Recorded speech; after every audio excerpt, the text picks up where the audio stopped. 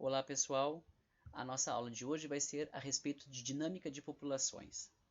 A primeira coisa que a gente vai fazer é relembrar o que é a definição de população. Vocês devem lembrar que a gente conversou sobre isso lá na primeira aula, onde a gente apresentou alguns conceitos. Lá a gente falou sobre indivíduo, população, comunidade, ecossistema. Então o que é a população? A população é caracterizada como um grupo de indivíduos da mesma espécie que vivem numa mesma área ao mesmo tempo. Tá? Então isso é importante, por quê? A gente está falando, por exemplo, de um grupo de pessoas, né, a espécie seres humanos, que vivem numa mesma área, como por exemplo uma cidade, ou um bairro, ou um estado, tá, ao mesmo tempo. Então, num período de transcorrer de tempo, durante um ano, durante um mês, durante 10 anos, depende do tempo que a gente for estudar essa população. Tá? Então, esse grupo de indivíduos de mesma espécie pode ser o quê? Um grupo de pessoas numa cidade, pode ser um grupo de formigas num formigueiro, pode ser um grupo de cães que moram num determinado bairro, tá? Então, tudo isso são populações. O importante é lembrar que é da mesma espécie. Quando a gente está falando de populações, nós estamos falando de indivíduos da mesma espécie. Então, se é cachorro, é cachorro. Se é formiga, é formiga. Se é abelha. E assim por diante. Então, quando a gente está falando de populações, é como eu falei para vocês, sempre os mesmos indivíduos da mesma espécie, tá? Ó, pode ser uma população de pinguins lá na Antártica. Pode ser cabeças de gado num campo, tá? Todas as vaquinhas, todos os bois são todos da mesma espécie. Pode ser um grupo de formigas num formigueiro, ou então até mesmo um grupo de eucaliptos numa plantação de eucalipto, tá? Então, depende, pode ser uma população natural, de ocorrência como uma floresta, né, dentro de uma mata, ou pode ser até mesmo algo produzido pelo homem, como é o caso de uma plantação de eucaliptos. Aqui a gente tem uma população de eucaliptos, tá, ocupando uma mesma área. Mas qual que é a importância da gente estudar a população, né, fazer esse estudo de populações? Por quê?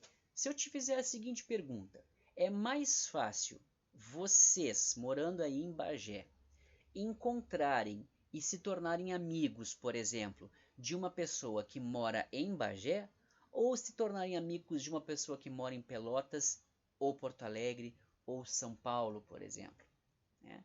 A probabilidade maior de vocês encontrarem e se tornarem amigos é com pessoas que vivem no mesmo lugar que vocês vivem. Então, é mais fácil vocês encontrarem e se tornarem amigos de uma pessoa que também mora na mesma região geográfica, no caso, em Bagé, do que de uma pessoa que mora numa região geográfica diferente, outra cidade, como é o caso de Pelotas, Porto Alegre ou outra cidade qualquer do mundo. Tá? Então, e do mesmo jeito no bairro, se vocês pensarem que é mais fácil vocês se tornarem amigos de uma pessoa que mora no mesmo bairro que vocês, do que uma pessoa que mora num bairro distante. Então, por isso que estudar populações é interessante, porque é mais fácil quando a gente trabalha com populações que os indivíduos daquela população vão interagir entre eles, vão se conhecer, vão traçar relações, do que se a gente considerar indivíduos de populações que vivem em lugares diferentes, não é? Então, duas populações diferentes, uma que mora em Bagé e a outra que mora em Porto Alegre, é mais difícil desses indivíduos dessas duas populações se conhecerem e terem relações do que se nós tratarmos da população que vive em Bagé. Deu para entender o porquê disso? Então, quando a gente trabalha com uma população, a gente vai analisar algumas características que essa população apresenta, que vai tornar e caracterizar essa população, tá? Então, quando a gente considera uma população, então algumas características vão ser avaliadas. A primeira característica que é avaliada dentro de uma população é o número de indivíduos que compõem essa população. Isso vai dar para a gente uma informação importante, né? O tamanho dessa população é uma informação importante. Por exemplo, se eu tiver uma população que tem poucos indivíduos, como aqui nessa primeira imagem que aparecem poucos peixes, eu vou ter poucas relações ecológicas dentro desse grupo, né? Esses indivíduos vão poder interagir com outros poucos indivíduos limitados, então eles vão poder se proteger menos do que se tivesse maior quantidade de indivíduos, eles vão ter menos chances de encontrar um parceiro, né, para se reproduzirem, porque tem menos opções e assim por diante. Ao passo que se eu tenho uma população com maior quantidade de indivíduos, como essa aqui ao lado, com esse monte de peixes, vejam como é mais difícil para um predador, por exemplo, atacar uma população tão grande quanto essa. Né? Essa aqui, se vier um tubarão aqui e comer metade dessa população, ele pode até acabar com essa população. Ao passo que essa aqui tem muitos indivíduos, então se alguns forem predados, a população vai continuar existindo. E é mais difícil para predar uma população assim tão grande, porque ela se defende mais facilmente. E numa população grande como essa, também é mais fácil de encontrar parceiros para se reproduzir, porque tem mais indivíduos à disposição. Tá? Então, por isso que o tamanho da população é uma coisa importante de ser considerada quando a gente estuda a estrutura de uma população. Outra coisa importante quando se estuda a estrutura de uma população é a chamada proporção sexual. Essa proporção sexual ela está relacionada com populações onde a gente encontra sexos diferentes. Tá? A gente tem quando a gente encontra sexos diferentes. Isso é muito comum nos animais, tá? É comum que a gente encontre animais que têm sexos diferentes. Então a gente vai ter o masculino e o feminino. Isso dentro dos animais é muito comum. Ali a gente pode ver no primeiro exemplo o leão e a leoa. Então são dois animais de sexos diferentes, o masculino e o feminino. Tá? Então é importante avaliar isso também na espécie humana, porque nós temos os homens e temos as mulheres. Qual que é a importância disso? Bueno, se a gente tem uma população onde a gente tem muitos homens e poucas mulheres, são as mulheres que geram as crianças. Então, o que vai acontecer? Um homem sozinho pode engravidar várias mulheres e fazer com que a população se reproduza numa taxa elevada. Agora, se eu tenho um homem se eu tenho uma mulher e muitos homens, a mulher só pode engravidar de um homem de cada vez e leva 9 meses para gestar uma criança. Então, se eu tenho uma população onde tem muitos homens para poucas mulheres, a taxa de reprodução, ou seja, de nascimento de crianças, vai ser muito menor do que a taxa de nascimento de crianças numa população onde eu tenho muitas mulheres para poucos homens. A mesma coisa acontece com os animais. Então, populações onde tem muitos machos e poucas fêmeas vão se reproduzir em taxas muito menores do que populações onde a gente tem muitos machos, onde a gente tem muitas fêmeas para poucos machos. Tá? Então, lembre-se disso. A proporção sexual é importante por conta disso. Agora, aqui no caso das flores, é diferente com os vegetais. Para a maioria dos vegetais, ocorre das estruturas reprodutivas aqui nas flores, os vegetais terem tanto as masculinas quanto as femininas. Então a flor é macho e fêmea ao mesmo tempo. Então quando a gente vai fazer um trabalho, geralmente com vegetais, a gente não leva tanto em consideração essa questão da proporção sexual, porque a maioria dos vegetais tem os dois sexos, então pode se reproduzir sem depender que haja ali um macho e uma fêmea separados, porque eles estão juntos na mesma flor. Tá?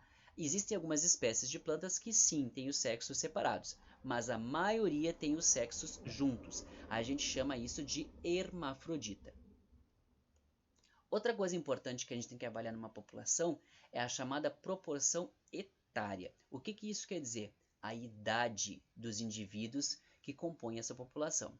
Então, aqui na casa da população humana, a gente vê desde o bebezinho, né, de colo, começa a engatinhar, já fica maiorzinho, já vai para a escola, já se torna um adolescente, depois um adulto, até se tornar um velhinho. Tá? Então, essas diferentes idades, elas estão distribuídas dentro da população. Então, a gente tem, por exemplo, se imaginar Bagé, a gente vai ter tantas crianças, a gente vai ter tantas crianças de 10 anos, depois a gente vai ter tantos adolescentes, depois nós vamos ter tantos adultos e por fim nós vamos ter um X de pessoas de idade. Então, quanto eu tenho de cada um, quanto que eu tenho de criança comparado com quanto eu tenho de adolescente, comparado com quanto nós temos de adulto e quanto nós temos de pessoas de idade, vai dar para a gente uma ideia de como que essa população está crescendo. Vamos entender isso aqui um pouquinho melhor. Tá? Aqui a gente pode fazer uma pirâmide, tá? Do que a gente chama de distribuição da população. por sexo e por idade. Aqui em rosinha aparecem as mulheres, aqui em azul aparecem os homens. Isso aqui em Bagé, no ano de 2010, tá? Olha que interessante. Aqui a gente vai ter por idade, distribuído aqui por idade dos 0 aos 4 anos, depois dos 5 aos 9, 10 aos 14 e assim vai indo até aos mais de 100 anos. O que a gente consegue observar aqui, ó? Que aqui em Bagé a gente tem uma pirâmide onde a parte bem de baixo, aqueles recém-nascidos dos 0 aos 4 anos, eles estão em menor quantidade. Depois aumenta um pouquinho aqui os 5 a 9 anos, mas a maior parte aqui, ó, onde a pirâmide está mais larga e ela tem mais gente nessa faixa etária, é a faixa etária dos 10 aos 14 e dos 15 aos 19. Então, dos 10 aos 19 é onde tem a maior quantidade de gente em Bagé. Portanto, a maior quantidade de gente que tem aqui dentro em Bagé são adolescentes. Depois a pirâmide começa a ficar menorzinha e aí ela vai encurtando até lá em cima. O que a gente pode concluir a respeito disso? Que aqui em Bagé a gente tem menos pessoas com bastante idade, mais pessoas adolescentes e adultos e poucas pessoas também bem novinhas, tá? Recém-nascidos. Então, isso a gente pode concluir a partir da observação dessa pirâmide, que a gente chama de pirâmide etária da cidade de Bagé. E aí, a gente vai ter, com base no formato da pirâmide etária, 3 informações importantes, dependendo do formato dela, tá? A pirâmide etária, ela pode ser aqui, ó, como é o caso do exemplo da gente ver da evolução da pirâmide no Japão, tá? Lá no Japão, isso aqui é a tendência lá para o Japão. No ano de 1950, olha como é que era a pirâmide deles. Era exatamente uma pirâmide. O que a gente observava? Ó, que 35% da população era jovem, adolescente, 59% da população era de adultos, jovens até adultos mais maduros, e apenas essa pequena quantidade de pessoas aqui, ó, era de velhos. Portanto, o que a gente observa? Era uma população basicamente jovem no Japão no ano de 1950. Já em 2004, olha como o formato da pirâmide mudou. O que a gente observa aqui em 2004? Ó? Daqueles 35% de crianças e adolescentes, a gente passa a ter metade, menos da metade. 13% só passam a ser crianças e adolescentes. E 66% passam a ser de adultos e a quantidade de velhos aumenta muito. Então, o que a gente observa? Que essa pirâmide aqui, ó, ela não está mais tão larga aqui embaixo e tão estreita em cima. Ela está mais ou menos parelha já. Ela já está começando a ficar parelha, tá? Ao passo que, qual que é a projeção que os pesquisadores fazem da população japonesa lá para o ano de 2050? Que a pirâmide fique de cabeça para baixo. O que isso quer dizer? Que a gente vai ter uma quantidade menor de crianças e adolescentes, cerca de 10%, uma quantidade maior de adultos, 53%, e o que aumenta muito é a quantidade de pessoas velhas. 35% da população vai ser de pessoas acima dos 60, 70 anos no Japão no ano de 2050. O que isso significa para a gente? Que quando eu tenho uma população que tem muita gente jovem, significa que muita gente está nascendo e eu tenho pouca gente que chegou até a velhice. Isso significa que a tendência da minha população é que ela esteja em crescimento. Então a gente diz que esse tipo de pirâmide aqui significa que eu tenho uma população que está se expandindo, crescendo. Quando eu tenho uma população em que a quantidade de adultos, jovens e velhos não é tão variável e a minha pirâmide já parece uma coisa mais reta aqui, ela não tem a parte de baixo bem larga e nem a parte de cima bem larga, mas ela é mais ou menos a mesma coisa, eu vou dizer que essa população aqui ela não está nem crescendo e nem envelhecendo, nem diminuindo, ela está em equilíbrio. E quando eu tenho a pirâmide de cabeça para baixo, significa que está nascendo menos crianças, cada vez está nascendo menos crianças, e as pessoas estão chegando até a velhice. Então aquelas pessoas que aqui, lá em 1950 eram crianças, agora são velhos, tá?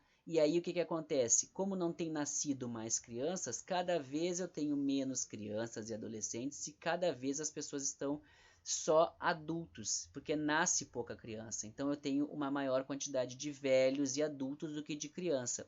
Se essa população, a gente diz que ela está em declínio, ela está diminuindo. Por quê? Se não aumentar a taxa de crianças nascendo aqui, que a gente chama de natalidade, nos próximos anos, a tendência é que essa população aqui comece a diminuir muito, porque não nascem tantas crianças e as pessoas vão morrendo e não vai tendo reposição de pessoas nessa população, ok? Outra coisa que a gente tem que avaliar quando a gente trabalha com população é a distribuição no espaço que essa população encontra. E aí o espaço que eu estou falando não é o espaço lá, o espaço sideral, é o espaço geográfico que essa população ocupa, tá? Essa população ela pode se distribuir, como essas árvores aqui da imagem, de forma aleatória. Então tem uma aqui, uma colar, uma colar, uma colar, e não tem um padrão de distribuição.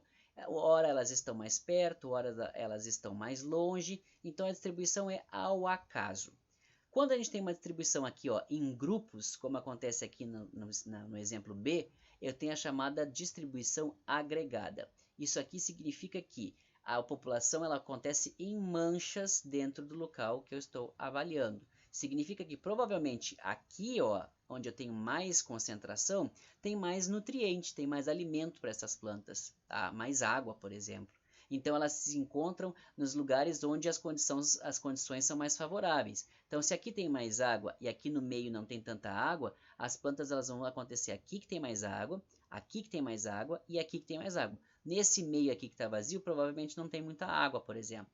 Agora essas aqui ó, acontecem em todo o espaço. Isso significa que essas plantas aqui provavelmente vai ter mais distribuição de água e nutriente por todo o espaço.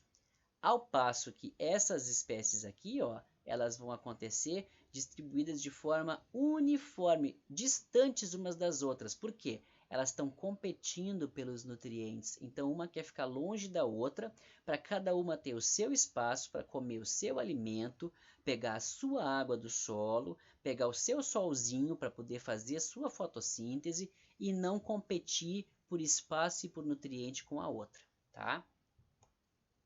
E aí, como que a gente determina o tamanho de uma população? O que vai fazer com que uma população cresça ou diminua? A gente viu naquelas pirâmides que uma hora a população está crescendo, daqui a pouco mais, depois de uns anos, a população já pode estar diminuindo. O que vai fazer com que a população cresça? Duas coisas, e diminua, né? Esses elementos aqui, ó. A taxa que a gente chama de natalidade, que o sinalzinho de mais aqui do lado mostra o que, ó? Quando é natalidade, aumenta o tamanho da população. Então, eu estou falando de crescer, então é mais. Então, natalidade são os nascimentos. Então, quantos indivíduos estão nascendo nessa população? Quando eu falo em mortalidade, eu tenho um sinalzinho de menos do lado, porque aí eu estou mostrando quantos indivíduos estão morrendo nessa população. Então, quando morre, diminui o número de indivíduos. E aí tem esses outros dois conceitos, que são chamados de imigração e emigração. Então, a taxa de imigração tem um mais aqui do lado, então está somando indivíduos na população. O que é imigração? São os indivíduos que vêm de uma outra população para dentro da população que eu estou estudando. Ou seja, se eu estou estudando a quantidade de pessoas que tem em Bagé, e aí vem gente de Pelotas morar em Bagé, ou gente de Candiota morar em Bagé, vem gente de Dom Pedrito morar em Bagé, eu estou considerando o que, ó? Imigração. Pessoas estão vindo morar em Bagé, então está aumentando o número de pessoas que vieram morar em Bagé, aumentou o tamanho da população de Bagé. Agora, quando eu considero a taxa de emigração, é o contrário, sinalzinho de menos. Eu estou considerando as pessoas que estão indo embora de Bagé para outros lugares. Então, são as pessoas que estão saindo para estudar em Pelotas, as pessoas que estão indo trabalhar em Porto Alegre, as pessoas que estão se mudando para outras cidades e que estão diminuindo o tamanho da minha população. Isso eu chamo, então, de emigração. Todos esses valores somados vão dar o tamanho da minha população e a tendência de tamanho de população para um futuro, tá bom? O que quer dizer isso? Se eu tenho agora a quantidade de pessoas no meu bairro, por exemplo, é de 100 pessoas, tá? Aí eu calculo quantas pessoas nasceram no meu bairro, quantas pessoas morreram no meu bairro, quantas pessoas novas vieram morar no meu bairro, imigração, quantas pessoas foram embora do meu bairro para outro lugar, imigração. Calculando todos esses valores aqui, eu posso chegar ao cálculo de quantas pessoas eu vou ter no futuro no meu bairro. Por quê? Se eu tenho, vamos supor, em 2020 eu tinha 100 pessoas no bairro, tá? Nasceram 10. Então, 100 mais 10, 110. Mas morreram 5. Então, são 110 menos 5. São 105. Não veio nenhuma pessoa nova morar no meu bairro. Então, é 0. 105 mais 0 continua 105. Mas 3 pessoas foram embora do meu bairro, morar em outro lugar. Então, eu tinha 105 menos 3, 102. Então, em 2020, eu tinha 100 pessoas morando no meu bairro. Para 2021, eu tenho 102 pessoas morando no meu bairro. Então, a taxa com que aumenta ou diminui a quantidade de pessoas ou de indivíduos numa população tem que levar em consideração quantos nascem, quantos morrem, quantos vão morar lá nesse lugar que eu estou avaliando e fazer parte dessa população e quantos vão embora dessa população para outros lugares, ok? Quando eu estou falando de crescimento de população, que é isso que a gente está avaliando, de quantidade de gente que nasce, que morre, que vem e que vai, eu posso ter dois padrões de crescimento de população. Um que a gente chama de exponencial e o outro que a gente chama de logístico, tá? Vamos pensar o que quer dizer isso. Bueno, o nosso gráfico aqui, a nossa imagem, está mostrando o que é um e o que é o outro, tá?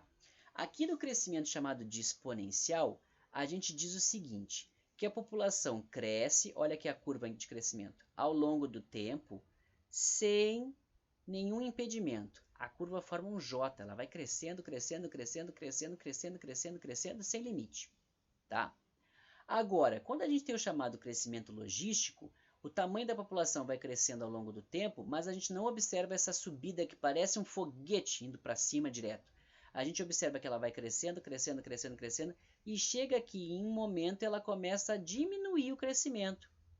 E aí alguma coisa faz com que o crescimento pare e estabilize. E a curva, em vez de formar um J, forma um S. O que acontece nesse caso aqui? Vamos imaginar o seguinte exemplo. Pensem quantas pessoas tem na casa de vocês. Pensaram? Então tá. Será que se hoje chegar um parente para ficar aí na casa de vocês, vocês pensando no espaço que vocês têm na casa de vocês, quantos cômodos tem? Quantas camas tem? Quantos quartos tem? Onde essa pessoa poderia dormir? Tem espaço para essa pessoa dormir? E na geladeira, nas despensas da casa, nos armários, tem alimento suficiente para receber mais um parente? Então, beleza, se tiver, a gente vai dizer, beleza, pode crescer a população da casa, mais um parente. Agora, se chegar 2 parentes pedirem para morar aí com vocês por um período, tem espaço para 2 parentes? Tem alimento para 2 parentes? Ou o que tem na geladeira e nos armários já não vai mais dar conta de mais 2 pessoas? Deu conta? Aí se for 3, e se for 4, e se for 5? Vai chegar uma hora que não vai mais ter espaço para tanta gente dormir, não vai ter mais espaço para tanta gente ficar e não vai ter mais comida para tanta gente comer. Entenderam o que quer dizer o crescimento de uma população? A gente tem, no caso do crescimento exponencial, existe o aumento da população sem limite. Por quê? Tem comida suficiente e espaço suficiente que não tem para acabar. Então pode aumentar muito a quantidade de indivíduos. Só que o que acontece, gente? O crescimento desse tipo, ele não acontece para sempre. Por quê? Assim como na casa de vocês, se vocês tiverem aqui, ó, a população inicial. Quantas pessoas tem na casa de vocês? 2, 3, pensem quantas pessoas tem. É a população inicial. Aí pensa bem, vocês colocam um primo, mais uma tia, e aí ainda tem espaço e comida, o crescimento pode ser assim, ó, exponencial. Vai subindo, subindo, tem comida, tem cama, tem sofá para dormir, então pode vir gente. Só que quando chega nisso aqui, ó, a chamada capacidade de suporte, isso aqui significa o quê, ó? Não tem mais cama, não tem mais quarto, não tem mais sofá e a comida na geladeira e nos armários chegou no limite. Não tem como receber mais nenhum parente. Isso é capacidade de suporte. Quando o crescimento da população, aí dentro da casa de vocês, com um monte de parente chegando, atingiu a capacidade, o limite, não tem como receber mais ninguém, ou então as pessoas vão ter que se amontoar umas em cima das outras, ou passar fome, e as pessoas vão começar a ter problemas. Então, isso é o chamado crescimento logístico, quando o crescimento vai acontecer até o limite de nutrientes e de espaço. Quando acabou a comida já começou a escassear, a comida começou a ficar pouca para o pessoal, e não tem mais onde deitar, dormir, tomar um banho, e começou a ficar muita gente dentro da casa, sem espaço para nada, a gente tem o chamado crescimento logístico, ou seja, não pode entrar mais ninguém dentro da casa. A mesma coisa acontece com as populações. Peixes no lago podem crescer e se multiplicar? Podem, mas vai ter um momento em que vai ter tanto peixe dentro do lago que não tem mais alimento para esses peixes e eles vão começar a morrer de fome. A mesma coisa vai acontecer com animais numa floresta ou insetos, o que for, gente, qualquer plantas, qualquer organismo vivo depende do ambiente para pegar comida e para ter espaço. A partir do momento que a população começa a se multiplicar muito e ela atinge o limite de espaço e de nutrientes do ambiente, ela vai começar a reduzir a taxa de crescimento dela, porque as pessoas vão começar a morrer e vão começar a ter falta de nutrientes, e aí vai ter que reduzir a taxa que a população cresce para ela se estabilizar. Ok?